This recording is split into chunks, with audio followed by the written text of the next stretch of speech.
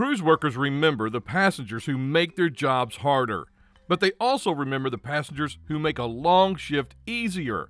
The funny part is, it's usually not the big gestures. It's the tiny habits most people barely think about. Number 10, you'd learn their name. Cruise workers meet more people in one sailing than most of us meet in a month. A cabin steward may look after a whole row of rooms. A dining server may handle the same families every night, then see a new crowd at breakfast and lunch. So when one passenger actually learns their name, it can land harder than expected. Not in a fake way. Not in a weird way where someone reads the name tag and starts acting like they're lifelong friends. Just simple, normal recognition. Good morning, Maria. Thanks, Joseph. See you tonight, Anna. That tiny moment tells a crew member, I see you. Now, a lot of passengers move through the ship without thinking about the people behind the scenes. The bed is made, the plate is cleared, the drink appears. The towel animal shows up on the bed wearing sunglasses like it owns the room. But none of it happens by magic. Someone did that work. Using a worker's name turns the interaction back into a human one. It also makes the ship feel less cold for the crew because their whole life is on that vessel for months at a time. They don't finish work and drive home. They wake up inside the same job the next morning. So if you remember a name and say it kindly, not bossy or not forced, and not like you're testing them, cruise workers notice. It costs you almost nothing. To them, it can be the difference between feeling invisible and feeling respected. Number 9, you show up on time. Cruise workers may laugh when a pier runner comes flying down the dock like they're in the final scene of an action movie. But in the moment, late passengers create real pressure. Cruise ships run on timing. Dinner reservations, spa appointments, theater shows, shore excursions, tender boats, kids club pickup, and all aboard time all depend on passengers doing what they agreed to do. So when you show up on time, you remove stress from the entire chain. The tour guide doesn't have to stall while the bus waits. The dining staff doesn't have to squeeze your late table into a rhythm that was already moving. Guest services doesn't have to handle complaints because one family missed a deadline. Punctual passengers make the ship easier to run. And that matters because cruise logistics are bigger than guests realize. A shore excursion may involve local operators, port rules, security checks, buses, waivers, tickets, and radio calls. A tender schedule may involve weather, sea conditions, crew rotations, and hundreds of people moving both ways. When one person treats the time as flexible, someone else has to absorb the mess. Being on time is not flashy. No one gives you a medal for arriving at the gangway when you're supposed to. But cruise workers love it. They love the guest who is ready when called. They love the family that has cards in hand. They love the passengers who don't make the whole bus wait because they wanted one more photo or one more drink or one more shop visit. On a ship, punctuality is kindness. Number 8, you keep your cabin reasonably tidy. No one expects you to clean your own cabin like you're auditioning for housekeeping. You're on vacation. You can relax. But cruise workers absolutely love when passengers keep the room from turning into a suitcase explosion with sunscreen on top. Now, there's a big difference between a normal lived-in cabin and a room where clothes cover the floor, wet towels are stuffed into corners, and the bathroom counter looks like a pharmacy crashed into a makeup store. Cabin stewards work fast. They clean many rooms in a short window, often while guests are moving in and out of the hallway. They make beds, clean bathrooms, replace towels, empty trash, restock items, answer requests, and still smile when someone stops them for extra ice. A manageable cabin helps them do that job properly. Put trash in the bin. Keep wet towels in one clear place. Leave room service trays where staff can collect them. Keep clothes anywhere that does not force the steward to step around them like a dance routine. And this also protects your things. Most crew members don't want to move your medicine, jewelry, wallet, passports, chargers, cosmetics, and whatever mysterious pile of receipts you collected in port. If the room is too cluttered, they either have to work around everything or risk touching something you later think is missing. And turnaround day is even harder. One group leaves and another group boards, and rooms have to be reset quickly. So no, you don't need to clean the cabin, but leaving it workable tells the steward, I know a person has to come in here after me. That kind of passenger is quietly appreciated. Number 7, you take safety rules seriously. Some passengers hear a safety instruction and act like the crew has insulted their ancestors. Don't sit on the balcony railing. Don't enter crew areas. Wash your hands before the buffet. Stand here during the drill. Hold the rail. Wait before boarding the tender. Most of these instructions are simple. Some are boring. A few can feel annoying when you just want vacation to start. But cruise workers love guests who understand that safety rules on a ship are not decoration.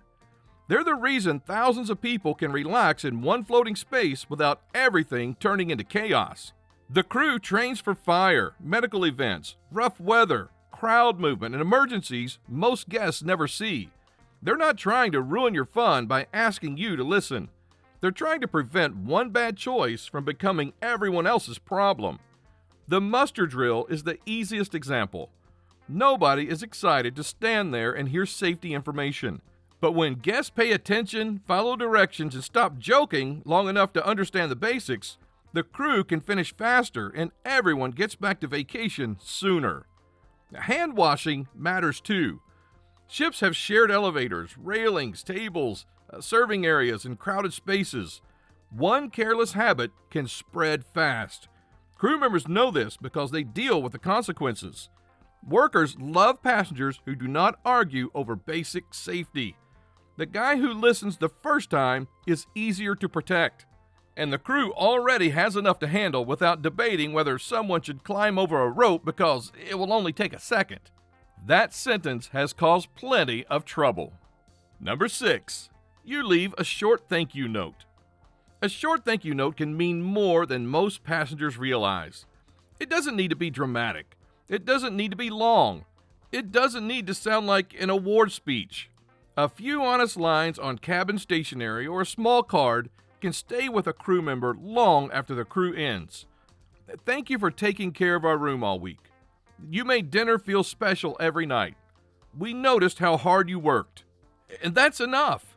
Crew members spend months away from home. Many are supporting families in another country. They work long days, handle the same questions again and again, smile through rude moments, and keep moving even when they're exhausted. Most guests say a quick thanks in passing, and that's nice, but writing it down feels different. It shows that someone stopped, thought about the worker, and left proof that the work was noticed. Some crew members keep those notes. Some take photos of them. For a worker having a rough week, that note can be a reminder that not every passenger is demanding, careless, or impossible to please. Now, this does not replace fair tipping where tipping is expected. A note doesn't pay the bills. But when it comes with respect and proper gratuity, it adds something personal. It tells the crew member their effort did not disappear into the background. The room didn't clean itself. The dinner didn't arrive by magic. The towel animal did not fold itself into a tiny elephant with suspiciously good posture. Somebody did those good things. And when you write a thank you note, you make sure they know you saw it. Now, before we get to the top 5, hit like if a cruise worker has ever saved your trip, fixed a problem, or made your vacation better without making a big deal about it. And subscribe for more cruise tips that help you travel smarter and avoid being the passenger the crew warns each other about. And number 5, you mention them in official feedback. A thank you note in the hallway feels good. A name on an official survey can go further. That's why cruise workers love when passengers mention them in post-cruise surveys, comment cards, app feedback, or guest service forms. If your cabin steward was excellent, write the name. If your dining room server made every meal better, write the name. If a bartender remembered your drink, made your kid laugh, or handled a busy bar with patience, write the name. On many ships, official feedback can affect recognition, reviews, contracts, or how managers see that employee. A compliment spoken in the elevator disappears. A compliment in the system has a better chance of reaching someone who can do something with it. Passengers often remember to complain when something goes wrong, but when something goes right every day, they treat it as normal. Good service on a cruise ship is not automatic. It comes from people who are trained, tired, fast, patient, and dealing with more moving parts than guests can see. So when a worker makes your trip better, don't leave the praise floating in the air. Put it somewhere official. It can be very simple. Our server Daniel was excellent. Our cabin steward Maria took great care of us. The cabin services worker who helped with our excursion change stayed calm and kind. Now, that kind of line may take you 30 seconds. For the worker, it may matter much longer. Crew members know complaints travel quickly. They love passengers who make sure compliments travel too. Number 4, you stay calm when something goes wrong. Something will go wrong on some cruises. Weather changes a route. A port gets canceled. Luggage takes longer than expected. A shore excursion gets delayed. A cabin key stops working when you're carrying coffee, sunglasses, and the patience of a tired raccoon. Cruise workers understand frustration. What they love is a passenger who can be frustrated without becoming cruel. Most of the time, the person standing in front of you did not cause the problem. The guest services worker did not create the storm. The dining host did not hide your suitcase. The shore excursion staff did not call the port authority and request confusion. They're just the person facing the reaction. A calm passenger makes the problem easier to solve. They explain what happened. They ask what can be done. They listen. If the answer's not perfect, they still keep control of themselves. That does not mean accepting poor service. It does not mean pretending everything's fine. It means you don't turn the nearest employee into a target. Now, crew members remember passengers who stay reasonable under pressure. One of the best things you can say is, "I know this isn't your fault. Can you help me figure out what to do?" Now that sentence changes the mood fast. Now the worker's not defending themselves from you. They're helping you. And because they're human, they will usually try harder for someone who treats them like a person instead of a complaint desk with shoes. Number 3, you respect their time during busy moments. Cruise workers can be friendly, funny, and surprisingly good at remembering details. Some will remember your drink order, your table preference, and the fact that your uncle somehow got lost between the buffet and the elevator twice in one day. But there are moments when they're racing the clock. That's why crew members love passengers who can read the room. If a server's carrying several plates, that's not the best time to ask a long question. If a bartender has a line 6 people deep, that may not be the moment to explain your complicated relationship with tequila. If a cabin steward is rushing through rooms, a long doorway chat can slow the whole schedule. Friendly is good, but timing matters. There's a time to joke, and there's a time to let people move. Embarkation day is another example. Boarding is controlled chaos. People are excited, hungry, lost, carrying bags, searching for elevators, and asking where the buffet is before they even know where they're standing. Crew members are answering the same questions while keeping traffic moving.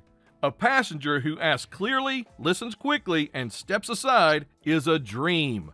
So is the guest who doesn't block narrow hallways, stairways, gangways, or service areas for photos and long conversations. Cruise ships have limited space. Workers are often doing several things at once. When you respect their time during busy moments, you help them do the job better. They may still joke with you later, but when the ship is busy, sometimes the kindest thing you can do is move. Number 2, you follow simple dining etiquette. Dining staff see the best and worst of passenger behavior. Food makes people emotional. Some guests are polite. Some are picky but reasonable. Some have allergies and explain them clearly. Then, there are passengers who act like the waiter personally betrayed them because the soup was not hot enough to melt steel. Now, cruise workers love guests who make dining easy with basic manners. Arrive close to your reservation time. Explain allergies early. If you're with a large group, know who's actually coming. Don't make the server guess whether 12 people, 7 people, or one mystery cousin named Brad will appear halfway through the meal. And please, do not snap your fingers. Nothing makes the dining worker dislike a table faster than being summoned like a dog. A simple "excuse me" works. Waiting until the server's not speaking to another guest works even better. And buffet behavior matters too. Using the serving utensils. Do not reach into trays with your hands. Don't put food back. Do not cough over the food. And don't freeze in the middle of the line while your family holds a committee meeting about mashed potatoes. And when you finish, leave plates where staff can collect them.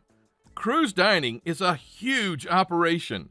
There are kitchens, runners, servers, hosts, managers, cleaners, dishwashing teams, and tight schedules behind every meal. When passengers show basic awareness, everything moves better. Food arrives faster, tables reset easier, workers spend less time fixing avoidable messes. You can ask for changes, you can send something back if it's genuinely wrong, you can enjoy the meal you paid for. Just do it like someone who knows another human being is serving you. Number 1, you treat them like people. This is the one cruise workers value most. They love passengers who understand the difference between receiving service and acting superior.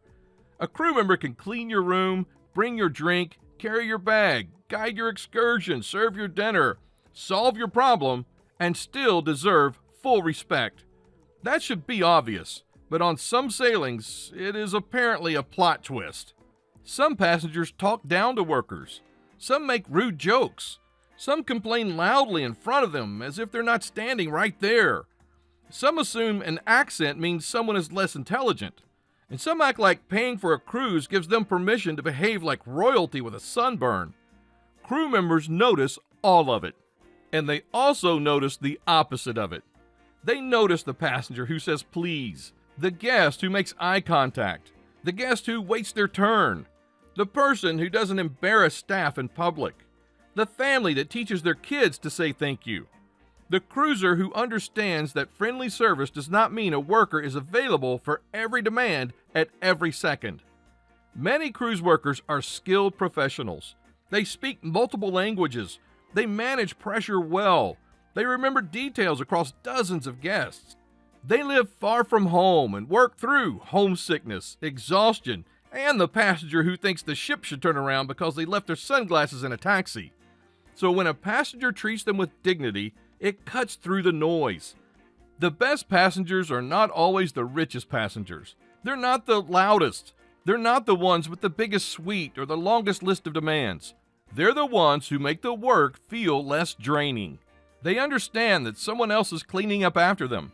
Someone else is missing family while helping strangers enjoy theirs. Someone else is smiling through a shift that may have started before breakfast and will end long after dinner. Kindness costs almost nothing on board. For a crew member, it can change the entire tone of the day. Cruise workers may not always say it, but they notice the little things. The name you remembered, the room you left manageable, the calm tone at guest services, the thank you note, the survey where you wrote their name. So next time you sail, be the passenger the crew is relieved to see coming. Like, subscribe, and watch the next video on your screen. Your voyage is just beginning.